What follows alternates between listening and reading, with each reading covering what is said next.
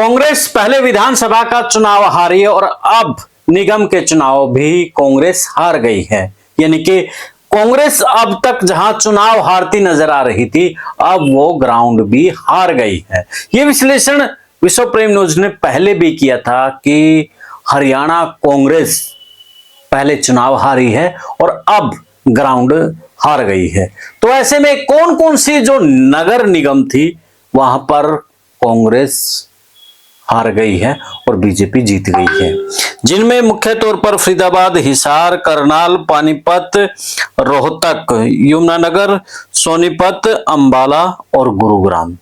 सबसे बड़ी बात तो ये है कि रोहतक, जिसे भूपेंद्र सिंह हुड्डा का गढ़ कहा जाता था, उस गढ़ को भी बीजेपी ने ध्वस्त कर दिया है। और ध्वस्त करने के पीछे सबसे बड़ा कारण यही है कि भूपेंद्र सिंह हुड्डा की जो हठ है, उस हठ के कारण से कांग्रेस को जमीन के ऊपर मुंह के बल घेर दिया है।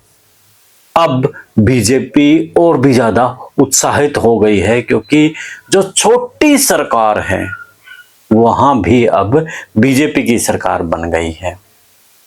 हिसार में लीजिए आप, हिसार के अंदर वहां से कमल गुप्ता बीजेपी के बड़े नेता थे, वो चुनाव हार गए थे। आप करनाल में लीजिए, करनाल के अंदर जहां बीजेपी पहले भी वहां पर चुनाव जीत चुकी थी, अब मेयर के चुनाव में भी वहां पर चुनाव जीत चुके हैं। तो इसके अलावा अंबाला की बात करें तो अंबाला में कितना टफ मामला रहा था, और जहां असीम गोयल वहां से बीजेपी के हार गए थे। यानी कि देखा जाए बीजेपी पहले से और ज्यादा मजबूत हुई है, क्योंकि जो छोटी सरकार है वहां पर भी बीजेपी ने अपनी अब सरकारें बना ली हैं। अब कहेंगे कि बीजेपी तो शहरों में तो मजबूत है, वो गांव से चुनाव हारती है, लेकिन ये भी तो समझिए कि अब बीजेपी के खिलाफ महंगाई के मुद्दा है या फिर और ऐसे बहुत से मुद्दे उठे हुए हैं जो बीजेपी को डाउन किए हुए हैं। लेकिन यहाँ पर डाउन होने की बजाय बल्कि ऊपर होती जा रही है। हिसार की बात करें, हिसार में जहां जयप्रकाश ने पूरा दमखम लगाया हुआ था, दूसरी जगह से नेताओं को बुलाया हुआ था, लेकिन जो ग्राउंड के नेता हैं, लोकल के नेता हैं, उनको दरकिनार किया जा रहा था। हनुमान एरंट से लेकर के रामनिवास घोडेला, तो तमाम जो बड़े नेता थे, लोकल नेता थे, उनको दरकिनार करना कहीं ना कहीं कांग्रेस को भारी पड़ गया। और वहां पर भी जो मुद्दे थे उनको उठाने के बजाय दूसरे मुद्दों के ऊपर काम किया जा रहा था।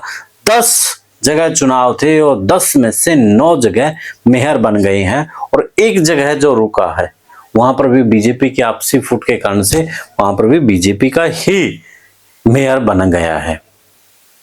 तो है ना बड़ी बात।